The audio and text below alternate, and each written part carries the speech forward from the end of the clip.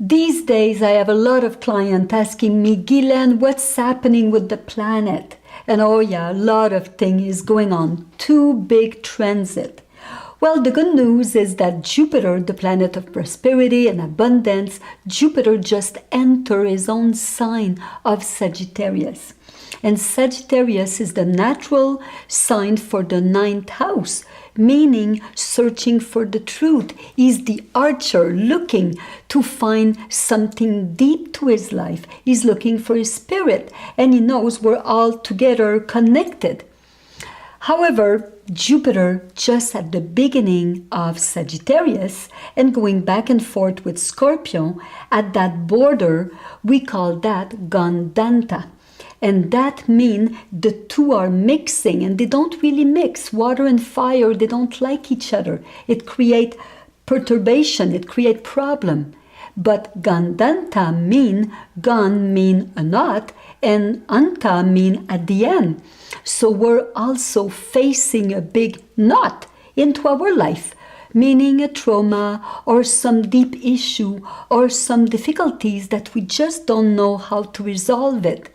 Like I have this client, and he tell me, Guylaine, my son doesn't talk to me for 3 years. So that's a big knot.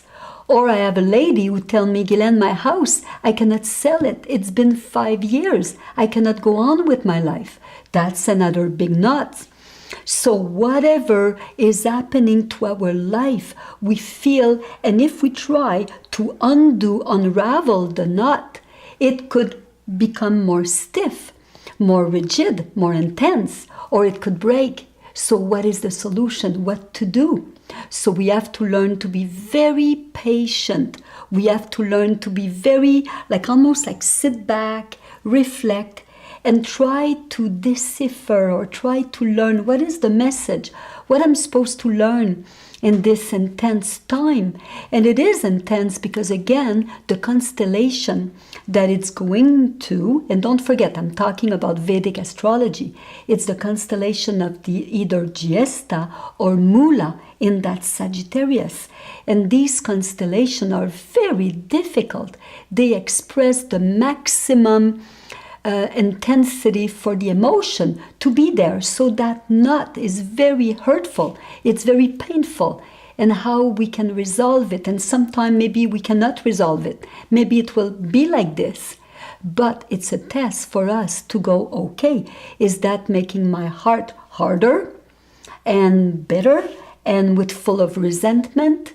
Or do I learn to have a little more compassion or a loving attitude or be more forgiving? So again, I have the choice to see how I'm going to deal with that situation. But that's not over. We have another big transit going on. We have Saturn and K2 together at the same degree or very close in the sign of Sagittarius also. But little later in the sign, more like 27 degree. And these two together in Sagittarius have not been there for so long, and they create also difficulties. But again, that constellation, it's called Purva Shada, and this is the constellation called the Invincible. So, but the deity who represent that, it's called Appa, mean water, full of water. Good water, dirty water, full of water, immense water. Well, what happened last weekend in Quebec? A lot of flood all over. And also in Ontario and New Brunswick, flood is happening. And if we don't live through flood, maybe we're having a tsunami of emotion inside ourselves, because it is there with these two planets together. And they will be together until the end of 2019. So we have to stay calm, remain centered, be objective. And the good news of that constellation is that it tried to stay optimism, to stay with the joie de vivre, to stay positive no matter what's happening, to stay undaunted. So, hey, even if the circumstances are trying to make us stop, it's a time that it's building our character. It's a time, again, where we have a choice. We have a choice to create drama lots, big tsunami of drama, or to move mountain. So have a good week. We're going to talk more later about all these transits. But if you want that we help you to understand the knot you're in, or maybe to undo the knot, well, come and see us, and it will be our pleasure to help you.